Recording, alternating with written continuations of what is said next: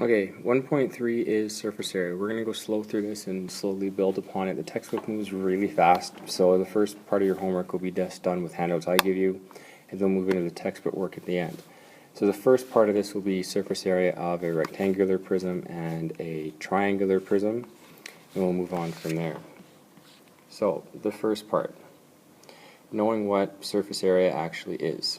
Surface area is the exposed surface of any 3D object. Okay, everything in this will be 3D, there'll be no 2D. So, amount of plywood used to cover a house, the amount of nylon used to cover a tent. The important thing to remember is that surface area will cover an object. So that's the important thing you need to know for this section. So make sure you know that.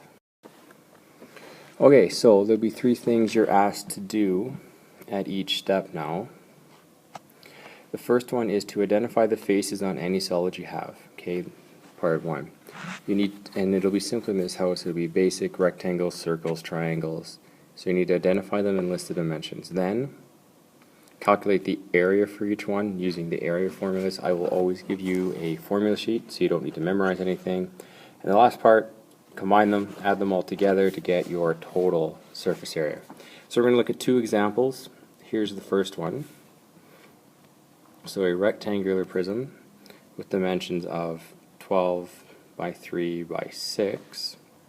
So there is a shortcut through this where you can have faces that have the same dimensions. In this case, with this rectangular prism, the left side and the right side each have the same dimensions. They'll be 3 by 6. The bottom and the top are both 12 by 3. And then the front and the back are each 12 by 6. So this is just a shortcut to make things go a little bit quicker.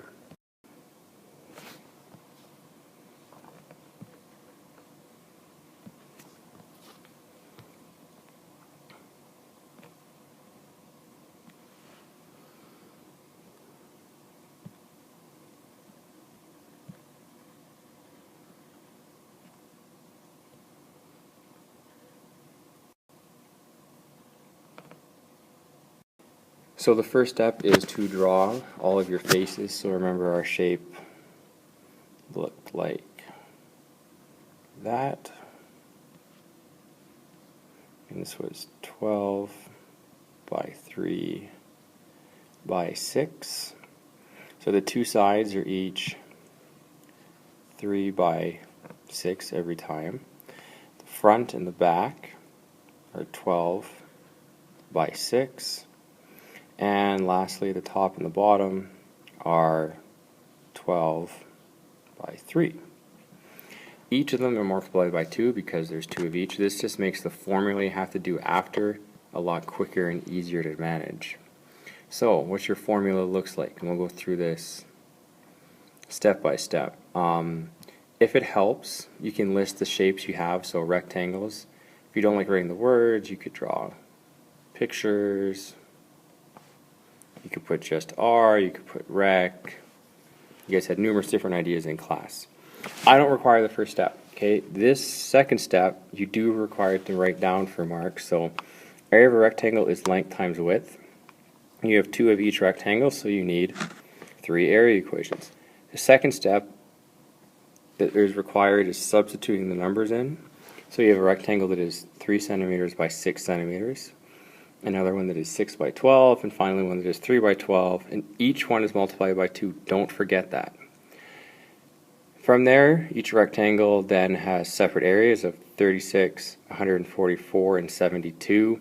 You don't have to write this step down, but again, if it helps you to keep the numbers straight to get the right answer, by all means do it. Finally, you need the solution in the end, and please make sure that you have the correct units, centimeters squared. Please don't forget that. Okay, area has centimeters squared at all times. So there is our first example. So in general, work towards getting a single equation like we had with 3 separate rectangle Equations to find. If writing in words helps, please do it, and then you need to substitute your dimensions in and solve it. So our second example is a triangular prism. Remember that the height is always going from the top of the triangle to the base. 13 and 20 are not the height of the triangle that you will use. It's always that straight line coming down, and most of the time you'll have a little right angle sign that lets you know that, just not in this specific example.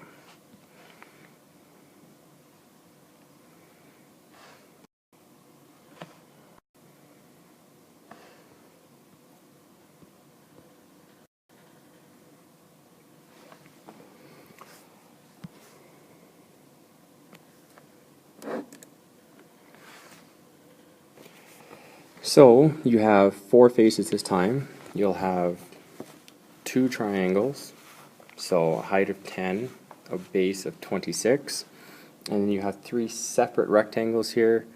Each one has a length of 58 centimeters, and they are separate widths. So then each width is 26, 20, and 13. So from here now, you can go the right way, and you have this large formula now. As I said, the formulas are going to get bigger as we go through, so there should be brackets here.